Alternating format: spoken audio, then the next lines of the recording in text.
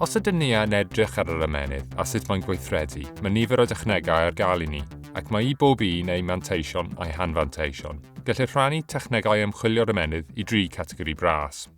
Defnyddir Technegau Strwythurol i ddarlunio strwythur yr ymennydd a sut olwg sydd arno, ond yw'r rhain ddim yn ddefnyddiol ar gyfer dweud wrthym am weithgaredd yr ymennydd. Os meddyliwn ni am yr ymennydd fel injan car, byddai Technegau Strwythurol fel tynnu lluniau o'r injan a'i gydrannau gwahanol. Byddai'r lluniau hyn yn dweud wrthych sut mae rhannau'r injan wedi ei gosod, ond nid pa mor gyflym yw'r car, na pha mor dda mae'r injan yn rhedeg. Yn achos Technegau Sganio Strwythurol, mae'r ffotograffau hyn yn mynd tu hwnt i'r luniau arferol, gan ei bod yn caniatáu ni i weld strwythurau mewnol yr ymennydd. Mae Technegau Swyddogaethol yn dweud wrthym sut mae'r ymennydd yn gweithredu eiliad wrth eiliad, sut mae cydbwysau cemegol, gweithgaredd trydanol neu lif gwaed yn newid yn yr ymennydd, ond dydyn nhw ddim yn rhoi llawer o wybodaeth am strwythur yr ymennydd. Byddai hyn fel gwrando ar y sain mae injan yn wneud pan fydd yn rhedeg, gan ganfod dangosyddion perfformiad eiliad wrth eiliad mewn ymateb i amodau gwahanol, gan gynnwys gorffwys. Yn olaf, ceir Technegau Ysgogi'r Ymennydd. Mae'r technegau hyn yn cynnwys ysgogi neu atal rhannau o'r ymennydd yn uniongyrchol mwyn i ni ddeall beth mae'r rhannau hyn yn ei wneud. Byddai hyn fel pwyso botymau a phedalau gwahanol yn y car i weld sut mae'r injan yn ymateb. Mae Tomograffeg echelennol cyfrifiadurol neu sgan CAT a elwir hefyd yn sgan CT yn ffurf soffistigedig o beiriant EDRYCH sy'n adeiladu darlun o strwythur yr ymennydd trwy gyfres o dafellu 2 dimensiwn. Yn gyffredinol, mae sganiau CT yn gyflymnach na sganiau MRI ac mae twll sganio, yr agoriad lle mae'r claf neu gyfranogwr yn mynd mewn iddo, yn fwy, sy'n golygu bod y profiad sganio yn achosi llai o bryder i bobl â chlostrophobia. Mae sganiau CT hefyd yn rhatach i'w gweinyddu ar hyn o bryd. Un anfantais yw bod sganiau CT yn cynnwys peledroi X sy'n rhoi dos bach o ymfylydredd. Mae MRI, neu delweddu cyseiniad magnetig, yn defnyddio cyfuniad o donau radio a maes magnetig cryf yn hytrach na phelydroi X mewn sgan CT. Yn gyntaf, mae magnet mawr yn alunio protonau, hydrogen a cheir mewn dŵr yn y corff. Yna caiff y protonau hyn ei bwrw allan o eluniad gan guriad ton radio.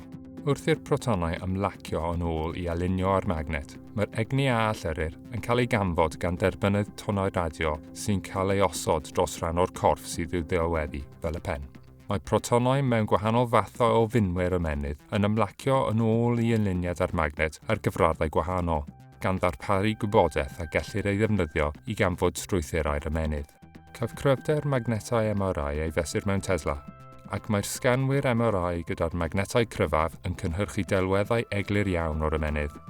Bellach, ceir mathau newydd ac arbenigol iawn o sganwyr MRI sydd wedi eu hoptimeiddio i ganolbwyntio ar y cysylltiadau neu llwybrau yn yr ymennydd. Mae rhain yn cynhyrchu delweddau hynod fanwl sy'n dangos cysylltiadau'r mater gwyn yr ymennydd yn wahanol i rhai a welir mewn MRI traddodiadol. Mae sganwyr MRI cludadwy hefyd yn cael ei ddatblygu sydd, bod â magnet gwan iawn, a'r potensial i wneud MRI ar gael ledled y byd trwy leihau maint a chost o'r offer yn sylweddol.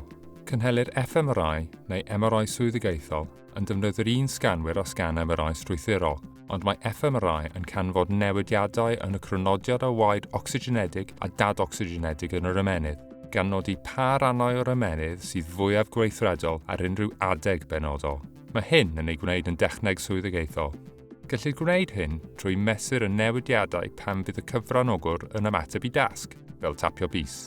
Caiff cyfesurynau o'r sgan fMRI ei gosod ochr yn ochr y sgan MRI strwythurol sy'n cael ei gynnal fel arfer yn yr un sesiwn sganio, yn dangos anatomeg yr ymennydd. Fel hyn, mae'n bosib leoli ym ble mae'r gweithgaredd yn digwydd yn yr ymennydd. PET, Tomograffeg, allyru, Positronau. Ceir nifer o elfennau tebyg i fMRI gan ei fod yn darparu gwybodaeth am y weithrediad yr ymennydd.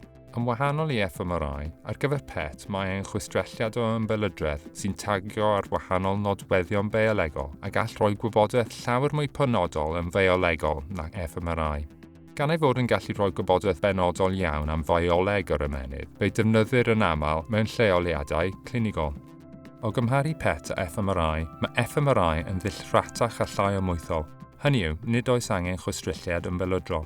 Felly mae'n cael ei ffafrio'n gyffredinol ar gyfer sganiau ymchwil.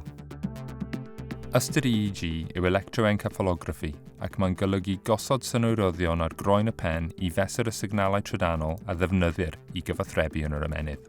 Mae'r ymennydd yn cynhyrchu gwahanol amleddau o donau ymennydd sy'n gysylltiedig â gwahanol gyflerau ymwybyddiaeth, enghraifft tonnau theta amledd isel yn ystod cwsg a thonnau beta amledd uchel pan yn effro. Gellir defnyddio'r dechneg hon i weld sut mae'r ymennydd yn ymateb i ysgogiadau mewn amser real, felly dwedyn fod ganddo gydraniad amser da. O'i gymharu â fMRI, sy'n nodi llif y gwaed i ran o'r ymennydd dros ychydig eiliadau wrth iddo ddod yn actif, mae EEG i bob pwrpas yn gweithio ar unwaith, gan ei fod yn mesur gweithgaredd trydanol yn uniongyrchol. Fodd bynnag, dim ond syniad bras iawn o lle mae'r signalau yn dod yn yr ymennydd y geir trwy fesur gweithgaredd trydanol trwy croen y pen, felly dwedwn fod ganddo gydraniad gyfodol gwael. Mewn lleoliad meddygol, defnyddio'r EEG i ymchwilio nifer o gyflerau, yn enwedig epilepsi. Un o fanteision mwyaf EEG yw ei fod yn hynod gledadwy, gellir ei gludo i erchwyn y gwely, a hwn yw'r offer ar gost isaf unrhyw un o'r dechnegau disgrifir yma. Ystyr MEG yw magnetoenceffalography ac mae'n debyg i EEG mewn sawl ffordd, ond mae'n canfod meysydd magnetig sy'n gysylltiedig â thonnau'r ymennydd yn hytrach na'r meysydd trydanol. Yn debyg i EEG, mae gan MEG gydraniad amser da, ond mae croen y pen yn cael llai o effaith ar feysydd magnetig MEG na meysydd trydanol EEG. Felly mae MEG yn well am leoleiddio gweithgaredd o'i gymharu â EEG ac yn cynhyrchu data o ansawdd da. Anfantais mawr MEG o'i gymharu â EEG yw maint y chost o'r offer, bod fersiynau mwy cludadwy o MEG yn cael ei ddatblygu ar hyn o bryd. O'i gymharu â fMRI, mae gan MEG cydraniad amser gwell, ond cydraniad gyfodol gwaith. Mae'n bwysig nodi na chewch chi ddelwedd o'r ymennydd gyda EEG na MEG, ond fe gewch chi wybodaeth am wegaredd o'r ymennydd ar ffurf signalau trydanol neu fagnetig. Felly mae data o'r technegau hyn yn aml yn cael ei gosod dros sgan MRI mwyn cysylltu'r gweithgaredd ag anatomeg sylfaenol. Tra bod EEG a MEG yn cael ei ddefnyddio i ganfod signalau sy'n dod o'r ymennydd, gellir dweud bod Technegau Ysgogi'r Ymennydd yn gwneud y gwrthwyneb bron, anfon signalau yn ôl i'r ymennydd i effeithio ar y ffordd mae'n gweithredu. Trwy weld beth sy'n digwydd pan fydd rhan benodol o'r ymennydd yn cael ei ysgogi, gall yn sefydlu achosiaeth o ran yr hyn mae ardal benodol o'r ymennydd yn ei wneud. Mae hyn yn wahanol i dechnegau Delweddu Swyddogaethol sy'n canfon cysylltiadau yn unig. Ceir sawl math o symbyliad i'r ymennydd, a'r mwyaf cyffredin yw TES neu TMS. Mae TES, ysgogiad trydanol trawsgreuanol, yn defnyddio ysgogiad trydanol i actifadu rhannau o'r ymennydd, tra bod TMS, ysgogiad magnetig trawsgreuanol, yn actifadu rhannau o'r ymennydd trwy anweithiad electromagnetig. Dangosu'r cyffredin o TMS yw actifadu ardal yn y cortex echlygol sy'n achosi i lawr cyfranogwr symud yn ddigymell pob tro caiff pwls TMS ei danio. Gall gyfunio technegau ymchwilio i'r ymennydd fod yn bwerus iawn i fanteisio ar eu cyrfderau, enghraifft, mae sgamwyr PET a CAT ar y cyd yn eich galluogi i gasglu wybodaeth strwythurol a swyddogaethol am glaf. Mae'r dechneg strwythurol yn darparu'r map, gyda'r dechneg swyddogaethol yn darparu dadansoddiad o'r gweithgaredd.